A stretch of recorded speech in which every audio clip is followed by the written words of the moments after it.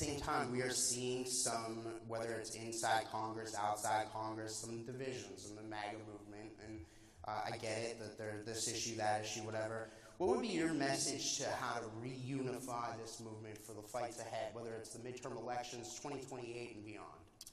Yeah, I mean, I think that we have to remember that we have a lot more in common than we do not in common, and that the disagreements that animate the Republican Party, while they matter and they're important, I think these debates should happen. They should happen in podcasts, and they should happen in the media, they should happen on the op-ed pages. It's totally reasonable for the people who make up this coalition to argue about what our foreign policy should be, what our specific tax policy should be, what our housing policy should be. I mean, I had a meeting just yesterday that was focused in the West Wing about how do we get housing more affordable for young Americans, because of all the things that got completely out of control under the Biden administration.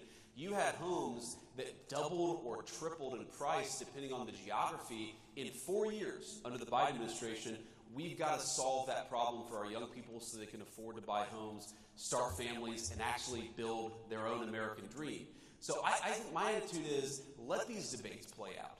But don't let the debates that we're having internally blind us to the fact that we are up against a radical leftist movement that murdered my friend a couple of months ago, and that would throw many people in the Trump administration in prison, not for doing anything illegal, but for not following the far left's agenda. That is the real opponent here. A political movement in this country that has no animating principle, that has no agenda for the American people. Their sole obsession is to take down Donald Trump and anybody who helped Donald Trump govern. Focus on the enemy, have our debates, but focus on the enemy so that we can win victories that matter for the American people. That's my message. Right. So now, one of the things that powered your guys' victory, I think, a year ago was a political realignment in this country, where we're seeing working class people shift to the Republican side, and the Democrats, frankly, are becoming the party of the rich. There was a new report that our partners here that put on this event, CGCN, published a couple of weeks ago, called Class Dismissed 2. And in this report, they go into detail about how some of the numbers on this political realignment. 75%, more than 75% of the top 30 income congressional districts are represented by Democrats. Yep.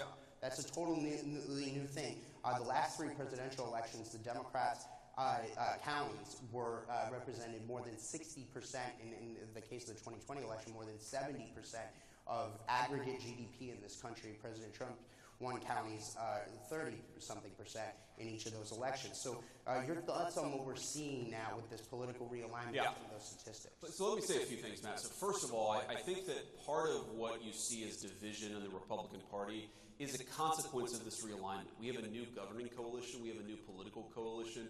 We have people who didn't used to vote Republican, and frankly, they have different preferences sometimes on certain issues than maybe the Ronald Reagan or George W. Bush Republican Party did. I think the Donald Trump Party is a fundamentally new phenomenon in American politics. I think that it can govern the country successfully for the next generation.